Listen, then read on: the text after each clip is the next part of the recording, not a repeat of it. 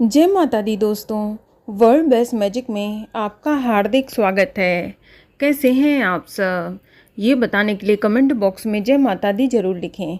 दोस्तों, वट सावित्री का व्रत ज्येष्ठ माह के कृष्ण पक्ष की अमावस्या तिथि को रखा जाता है। सुहागिन महिलाओं के लिए ये व्रत बहुत ही खास होता है। सुहागिन महिलाएं इस दिन पूरा 16 श्रृंगार करके पूरे विधि विधान से वट वृक्ष यानी बरगद के पेड़ की पूजा करती हैं। ये व्रत अपने पति की दीर्घायु और संतान प्राप्ति के लिए किया जाता है। तो अगर आप भी वट सावित्री का व्रत रखने जा रही हैं तो आपको ये जानकारी होनी चाहिए कि वट सावित्री के व्रत के संपूर्ण नियम क्या हैं, यानी नहाय खाए से लेकर व्रत पारण तक आपको किन किन नियमों का पालन करना चाहिए। साथ ही मैं आपको इस वीडियो में कुछ सवालों के जवाब भी दूंगी, जैसे कि क्या पहली बार इस साल वट सावित्री का व्रत उठाया जा सकता है या नहीं। अगला सवाल है कि पहली बार व्रत कहाँ से उठाएं, मायके से या ससुराल से। बहुत बहनों का ये सवाल है कि पहली बार व्रत कहाँ से उठाना चाहिए, मायके से या ससुराल से। इसके अलावा अगला सवाल उनका ये भी आ रहा है कि वट सावित्री व्रत में उन्हें बाल कब धोना है, बाल किस दिन धोना चाहिए। तो ये सभी जानकारी मैं आपको इस वीडियो में दूंगी। लेकिन वीडियो शुरू करने से पहले आपसे रिक्वेस्ट है कि अगर अभी तक आपने हमारे चैनल को सब्सक्राइब नहीं किया है तो जल्दी से सब्सक्राइब करके बेल आइकन दबा दें। साथ ही इस वीडियो को लाइक करें और ज़्यादा से ज़्यादा शेयर करें। तो आइए शुरू करते हैं। तो चलिए सबसे पहले हम जान लेते हैं कि साल 2024 में वट सावित्री का व्रत कब रखा जाएगा। तो आपको बता दूं कि इस बार ज्येष्ठ माह की अमावस्या तिथि की शुरुआत 5 जून 2024 की शाम को 7:54 पर हो जाएगी और अमावस्या तिथि की समाप्ति 6 जून 2024 की शाम को 6:07 पर होगी। तो उदया तिथि की मान्यता के अनुसार इस साल वट सावित्री का व्रत 6 जून 2024 दिन गुरुवार को रखा जाएगा। और अब जानते हैं कि वट सावित्री व्रत के जरूरी नियम क्या हैं। इसके बाद आपके द्वारा पूछे गए सवालों के जवाब भी दूंगी। तो दोस्तों, वट सावित्री व्रत का पहला नियम ये है कि आप इस व्रत की शुरुआत आपको एक दिन पहले से ही कर देनी चाहिए, यानी जिस दिन आपको व्रत रखना है उससे एक दिन पहले आपको नहाय खाए की विधि करनी होती है। इसमें सुहागिन महिलाओं को बाल धोकर स्नान करना चाहिए। उसके बाद ध्यान रखें कि आप बाल धोने के बाद सिर्फ सात्विक भोजन ही ग्रहण करें। खाने में आपको प्याज लहसुन से बना भोजन नहीं ग्रहण करना चाहिए। इसके अलावा आपको इसी दिन से पूर्णतः ब्रह्मचर्य का पालन भी करना चाहिए। अब अगला नियम है दोस्तों कि जब भी आप वट सावित्री की पूजा करें तो आप उस समय काले, नीले, भूरे या सफ़ेद रंग की साड़ी का प्रयोग ना करें, ना ही इस रंग की चूड़ी पहने, ना बिंदी लगाएं। बहुत सी महिलाएं मैचिंग के चक्कर में गलत कलर चूज़ कर लेती हैं, जिसका नकारात्मक प्रभाव आपके आने वाले जीवन पर पड़ता है। आप ध्यान से इस दिन सिर्फ लाल रंग की साड़ी पहने या पीली, हरी, गुलाबी या कोई भी शुभ रंग की साड़ी पहनकर पूरा 16 श्रृंगार करके आप वट सावित्री का पूजन करें, क्योंकि ये व्रत पति के लिए और अखंड सौभाग्य की प्राप्ति के लिए होता है। इसीलिए आप पूजा के समय पूरा 16 श्रृंगार जरूर करें। अपने हाथों में मेहंदी लगाएं, पैरों में महावर लगाएं। अब अगला जो नियम है उसमें व्रती महिला को व्रत वाले दिन प्रातःकाल सुबह जल्दी उठना चाहिए। बहुत सी महिलाएं व्रत वाले दिन 7, 8, 9 बजे तक उठती हैं, तो आपको ऐसा नहीं करना है। कोई भी व्रत हो, आपको जितना जल्दी हो सके आप उतना जल्दी उठें, स्नान करें, स्वच्छ वस्त्र धारण करें। उसके बाद सूर्य भगवान को जल जरूर दें। फिर आप अपनी घर पर जो डेली की पूजा करती हैं उसे करें।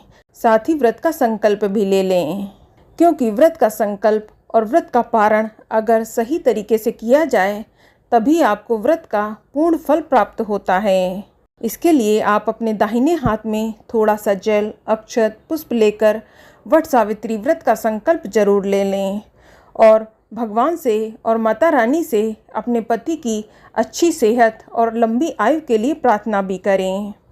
इसके बाद जो ज़रूरी नियम है वो ये है कि पूजा में आप काले चने शामिल ज़रूर करें, क्योंकि काले चने के प्रसाद के बिना वट सावित्री का व्रत अधूरा माना जाता है। इसके लिए आप एक रात पहले ही काले चने भिगोकर रख दें और पूजा में इसका इस्तेमाल करें। और काले चने से ही व्रत का पारण भी किया जाता है। और ध्यान से पूजा होने के बाद आप इस चने का प्रसाद अपने पति को भी ज़रूर खिलाएं। इसका भी ध्यान रखें। अब अगला नियम है, वो बेहद ज़रूरी है। वो ये है कि वट वृक्ष की परिक्रमा आपको ज़रूर लगानी है। आप कच्चा सूत हाथ में लेकर वट वृक्ष में लपेटते हुए परिक्रमा जरूर करें। आप ये परिक्रमा अपनी सामर्थ्य के अनुसार 5, 7, 9, 11, 21, 51 या फिर 108 बार कर सकती हैं। या आपके परिवार में जितनी भी परिक्रमा करने की परंपरा है आप उतनी करें, लेकिन वट वृक्ष की परिक्रमा बेहद ही ज़रूरी है इस व्रत में। अब अगला नियम है कि वट सावित्री पूजा में आप वट वृक्ष को बांस के पंखे से हवा भी अवश्य दें और पूजन के बाद उसी पंखे से अपने पति को भी हवा करें।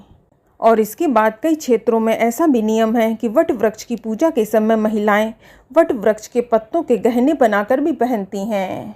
कहा जाता है कि जब सावित्री देवी ने ये व्रत किया था तो उन्होंने भी वट वृक्ष के पत्ते बनाकर पहने थे और पूजन किया था। तभी से वट सावित्री व्रत में वट वृक्ष के पत्तों को गहने बनाकर पहनने का विधान है। आप वट वृक्ष के पत्तों को माथे पर या बालों पर लगा सकती हैं। गहनों के रूप में आप चाहें तो पत्तों की माला बनाकर पहन सकती हैं या कंगन बनाकर हाथों में पहन सकती हैं।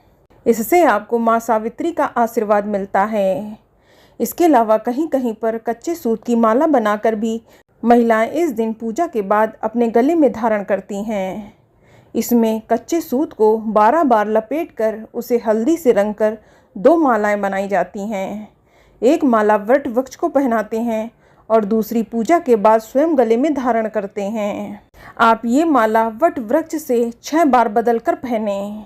और इसके बाद अगला नियम भी बेहद ज़रूरी है। दोस्तों, आपको वट वृक्ष की पूजा करने तक निर्जल व्रत धारण जरूर करना है और पूजा करने के बाद ही आप जल ग्रहण कर सकती हैं या फलाहार कर सकती हैं।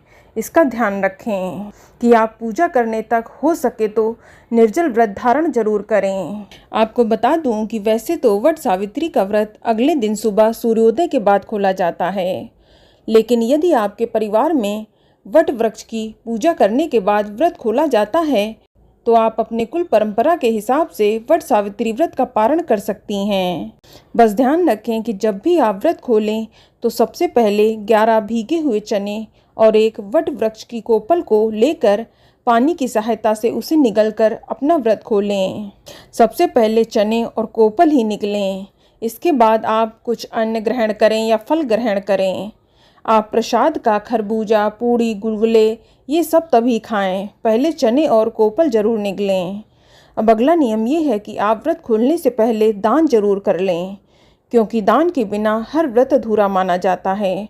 तो आप अपनी इच्छा के अनुसार वस्त्र, अन्न, फल, सुहाग का सामान, धन आदि का दान किसी ब्राह्मण को या किसी ज़रूरतमंद को दें। इसके बाद व्रत खोलें।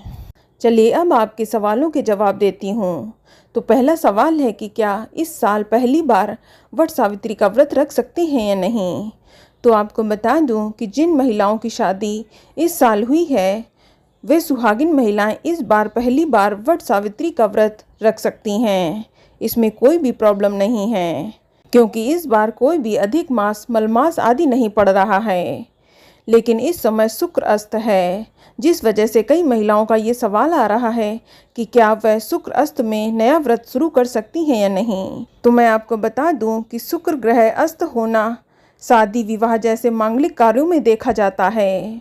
विवाह में शुक्र अस्त होने का विचार किया जाता है, लेकिन आप शुक्र अस्त के समय कोई भी नया व्रत उठा सकती हैं। इसमें कोई भी दिक्कत नहीं है।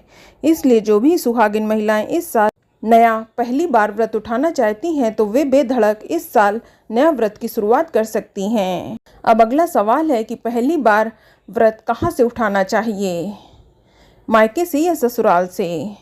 तो आपको बता दूं कि आप पहली बार व्रत मायके या ससुराल से कहीं भी उठा सकती हैं, लेकिन बहुत से परिवार की ये परंपरा होती है कि जब पहली बार व्रत उठाते हैं तो वह मायके से उठाया जाता है।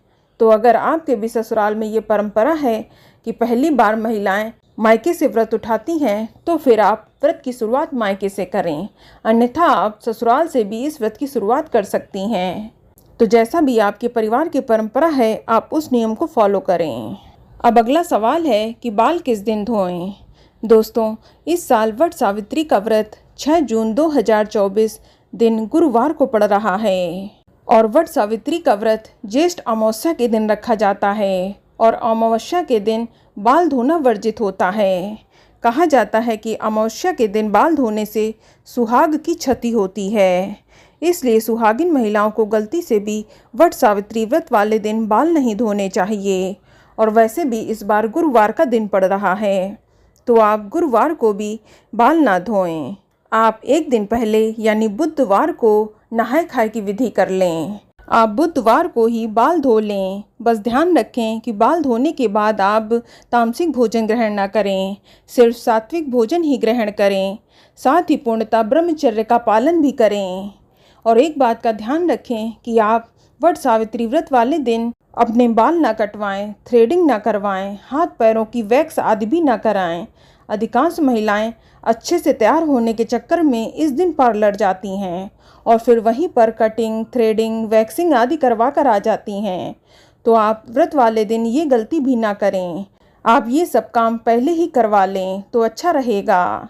तो दोस्तों, ये जानकारी आपको अच्छी लगी तो कमेंट में जय माता दी जरूर लिखें और अगर आपका कोई सवाल है तो उसे कमेंट बॉक्स में अवश्य पूछ लें और इस वीडियो को लाइक करें, शेयर करें और साथ ही साथ चैनल को सब्सक्राइब करें। धन्यवाद।